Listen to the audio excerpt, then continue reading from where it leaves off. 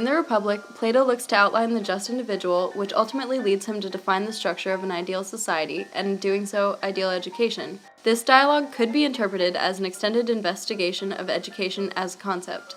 It examines how education shapes and is shaped by a society. It provides an outline for an ideal society in terms of its structure, the vital role each part of the city plays, and explains how such a system could maintain itself. The dialogue looks at the practical applications of education in terms of who should be educated, what the sources of education should be, and what they should be learning, considering the different types of people in a society. Rorty explores this education-centered interpretation of Plato's dialogues, taking into account Socrates' views on education in her analysis. Plato's Socrates believed that all men inherently strive for what is good, such as truth and knowledge. He also theorized that humans are essentially a reflection of their society and their beliefs and values and their culture as a whole. This is because all the information that people can access is presented by a culture and society that has already assigned value to and formed opinions on each piece of information. All knowledge that one could acquire is colored by the context in which it is presented. Therefore, Socrates' method of teaching functions through the active inquiry on the information the society has presented. Socrates essentially echoes a student's statement of belief as a question.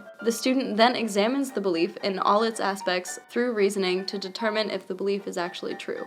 Plato's allegories of the cave and the divided line explain this method of inquiry. The allegory of the cave describes people chained in a cave facing a wall where they see moving shadows. These shadows actually come from objects passing in front of a fire that is behind them, but the people see the shadows and accept them as reality. A person must be unchained and forced to turn around in order to see that what he had accepted as truth was only a reflection of reality. He then pursues a line of questioning that would eventually lead him out of the cave and into the real world, which is the actual truth.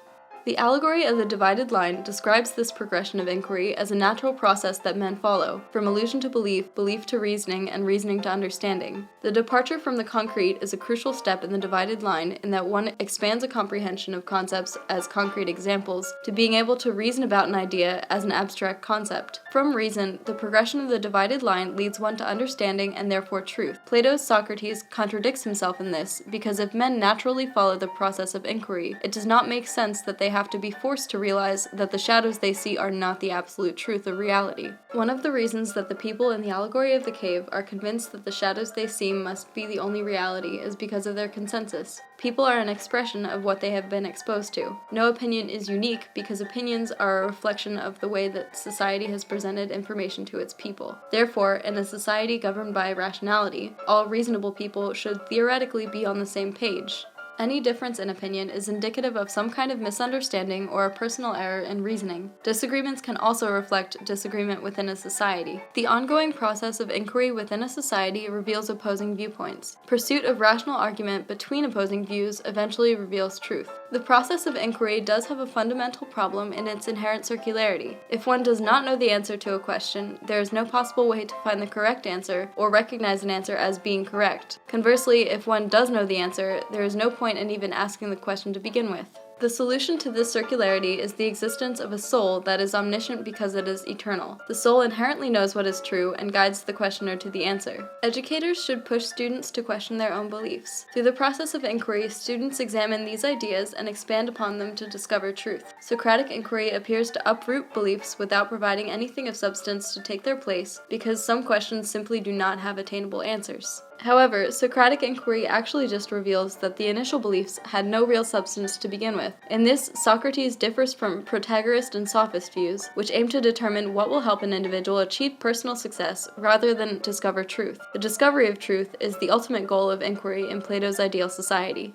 All aspects of an ideal society must also aim to educate people in values that benefit the society as a whole. Plato believes myths are not sufficient to educate the public and maintain order because they can distract from the central themes and values by introducing unnecessary elements. Therefore, a society must achieve education through other means. Plato proposes that all types of study be integrated with each other and society rather than formally taught as separate subjects. Humans are predisposed to mimetic learning, and integrating subjects would facilitate a more natural absorption of knowledge.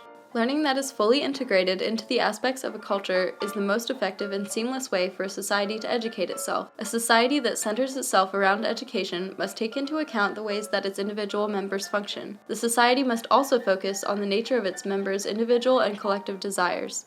The composition of people's souls determines the nature of their desires. The soul is comprised of 3 distinct parts that represent the desires that motivate individuals and societies. These parts are the appetitive, spirited, and rational. The balance of each of these desires within a person determines what type of person they are, and the balance of different types of people within a society determines the nature of the society they comprise. Ideally, a society should be self-perpetuating. The society's educational setup should emphasize the dominant class and focus on achieving the desires of the dominant aspect of the soul in that type of person. The rational aspect of the soul rules Plato's perfect society.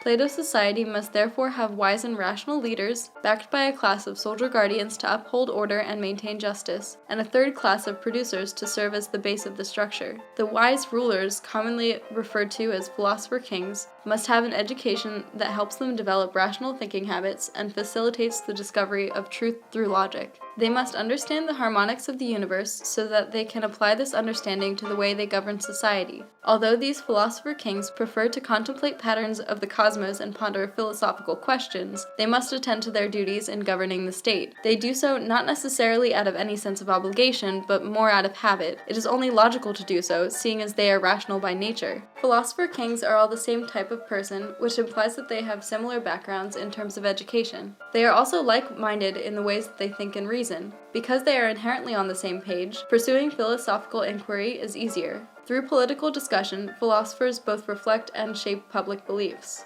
Soldier guardians' main motivations are courage and honor, because they are governed primarily by the spirited aspect of the soul. It is their duty to uphold order and justice within the state. The appetitive aspect of the soul motivates the producing class, which does exactly what their name implies. They produce and consume, and otherwise keep society moving and functioning. Plato's society is heavily dependent on a careful balance between the classes, so naturally he has devised a system to maintain it. The philosopher kings implement this system, which Rorty refers to as a marriage lottery. Essentially, it is a system that carefully monitors and regulates the overall population and the balance of that population between the classes, though it is not truly random in a way that an actual lottery would be. The marriage lottery also aims to maintain the purity of each class. Plato's ideal political system would be a reflection of the ideal soul in that it would be dominantly rational. However, this is not to say that the other parts of the soul and society are not important, and certainly not that they could be excluded from a society. Plato's model is general and theoretically could be applied to any state at any time. Despite appearing authoritarian, Plato's proposed type of regime is not power-hungry because it is centered on the concept of balance within society.